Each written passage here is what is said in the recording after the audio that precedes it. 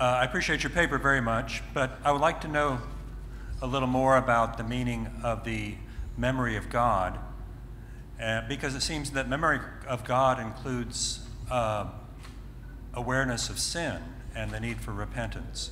And these are things that don't even come up in McLuhan's discussion. So are we actually talking about the same thing with memory of God and the kind of memory that McLuhan discusses? Could you please remind to the plenary your name and your profession?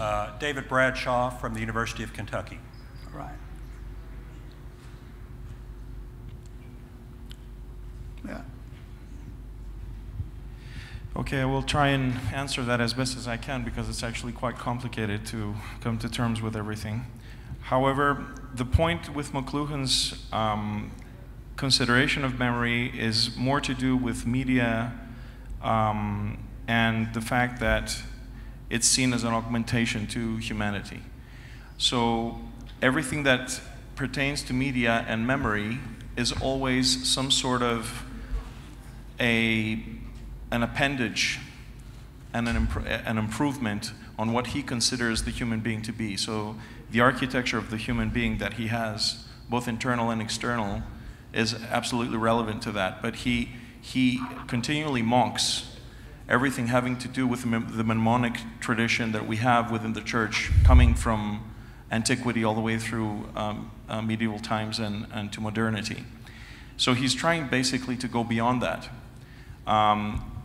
Sin as an idea of moral decline of some sort, or having to do with some sort of a break with a discontinuation with a moral authority, doesn't exist in his concept of memory at all. It has to do more with identity, more to do with mediation. It has more to do with community and a sense of techno-unity that he's trying to imply, but it never relates to this sense of the memory of God as being vision, which is the central concept of the hesychastic theology, that η μνήμη is considered to be η όραση, η θεωρία. All right, so that is the most significant sort of split that I've seen through my own work. Πολύ ωραία. Μπορείτε μία διευκρίνηση να κάνετε, ελάχιστη ερώτηση, η σύνδεση του έργου του McLuhan με τους υπερανθρωπιστές είναι κάτι που το λέει ο ίδιος, είναι κάτι που το λένε οι υπερανθρωπιστές ή είναι κάτι που εσείς κάνετε τη σύνδεση με βάση τη θεωρία του? Η πρώτη φορά που είχα την εμπειρία της σύνδεσης, ίσως να απαντήσω στα αγγλικά, δεν ξέρω αν βολεύω, αν ποιον εξυπηρετώ. Στα ελληνικά, οι υπόλοιποι έχουν τη μετάφραση. Νομίζω ότι η πρώτη φορά που είχα ήρθε στην αντίληψή μου ο McLuhan ήταν μέσα από τους καθηγητές μου στο Πανεπιστήμιο του Εδιμβούργου, οι οποίοι ασχολούνταν με το θέμα αυτό των cyborgs και της τεχνητής ζωής. Και ήταν ο πρώτος, σαν σημείο αναφοράς, ο οποίος θεωρείται ο πρωταρχικός και βασικός θεμελιωτής της ιδέας της τεχνητής ζωής, διότι συνέδεε άμεσα την έννοια της τεχνητής ζωής με τη διασύνδεση της νοημοσύνης μέσα από τα τεχνικά μέσα. Και αυτό ήταν αυτό το οποίο τον διέκρινε από τους υπολείπους. Δηλαδή αυτό το interconnectivity και τη σύνδεση που προσπαθούσε να επιφέρει. Και ήταν ξεκάθαρο κιόλας ότι έτσι αποπειράτο να προτείνει μια ουτοπική κατάσταση μελλοντικής τεχνοουτοπίας μέσα από τα τεχνικά μέσα. Οπότε ο Richard Coyne, ο οποίος έγραψε ένα πολύ σημαντικό βιβλίο, το οποίο είναι πολύ σχετικό, που λέγεται Techno-Romanticism, τον έχει στον πρόλογό του. Είναι σημείο αναφοράς σε όλους αυτούς που ασχολούνται με τις ουτοπικο-τεχνοκρατικές, ας πούμε, κοινωνίες του μέλλοντος. Ναι. Ωραία. Κάποιος άλλος, ερώτηση, παρακαλώ.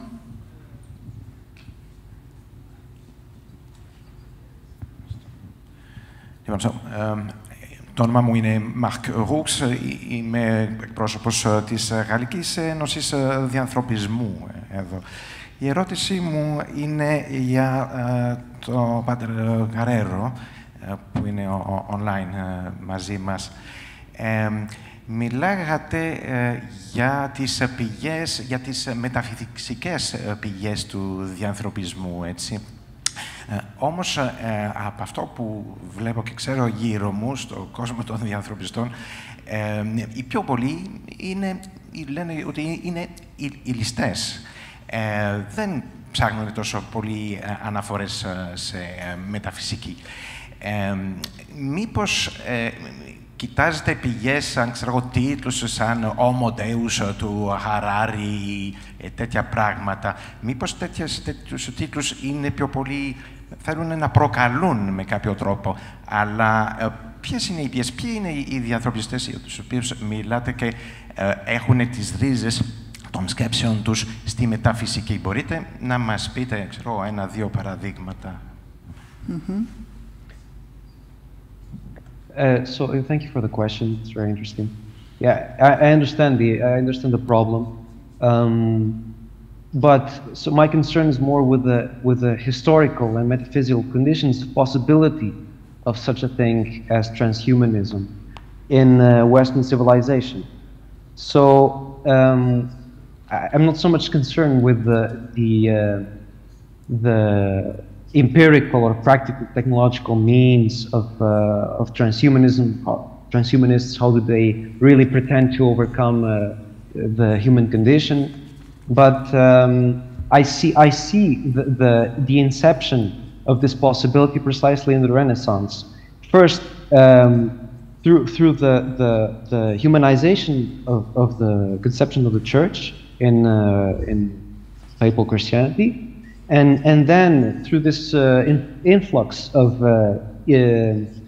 esotericism, Neoplatonism, Hermeticism, Jewish Kabbalah in the Renaissance, which first created this idea that it is possible for man to become immortal, for instance, to be deified through technical means. And this would have a very long history, a very long sequence of events that, in my opinion, led to the possibility of such a thing as transhumanism. And let's not forget that, for instance, one very important transhumanist was Teilhard de Chardin, the famous Catholic theologian. But then how exactly this historical sequence proceeds, this is a different matter.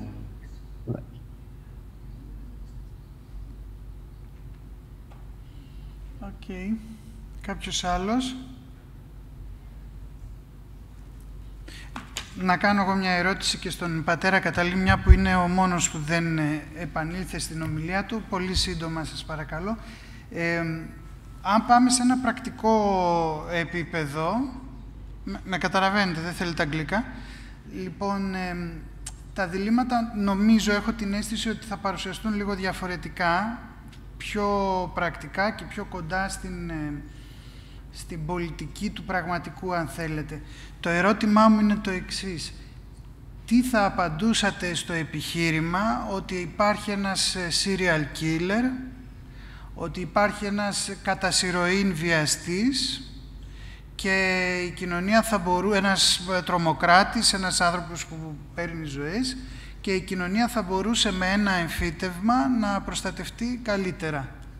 Γιατί ξέρετε, οι πολιτικοί πάντοτε έχουν να απαντήσουν στο ερώτημα γιατί δεν κάνατε όσα έπρεπε για να προστατευτούν χιλιάδες άνθρωποι από ένα χτύπημα ή κάποιες ανθρώες ψυχές από έναν άνθρωπο που κυκλοφορούσε χωρίς τον έλεγχό μας. Ποια θα ήταν η απάντησή σας, όσο πιο σύντομα μπορείτε? Νομίζω ότι σήμερα υπάρχουν αυτά τα μέσα εντόπισης κάποιων ανθρώπων που κάνουν τέτοια πράγματα. Μπορούν να τα βρίσκουν και να τα κλείσουν μέσα, όπως είναι. Αλλά το πρόβλημα που τίθεται εδώ δεν είναι αυτό. Είναι κάτι που σχετίζεται με την ταυτότητα και ταυτοποίηση του ανθρώπου. Δηλαδή δεν είναι κάτι, ας πούμε, εξαιρετικό. Είναι κάτι που θέλει να γίνει υποχρεωτικό και γενικό. Με ένα γενικό χαρακτήρα έχει. Και αυτό θα μπορέσει να περιορίσει την ελευθερία του ανθρώπου, το να μην δουλεύσει, να μην έχει τη δυνατότητα να αγοράσει κάτι, να έχει ιατρικές δυνατότητα στη πρόσβαση ιατρικές υπηρεσίες, και να μην μπορεί να ζήσει ως κανονικός άνθρωπος. Εγώ νομίζω ότι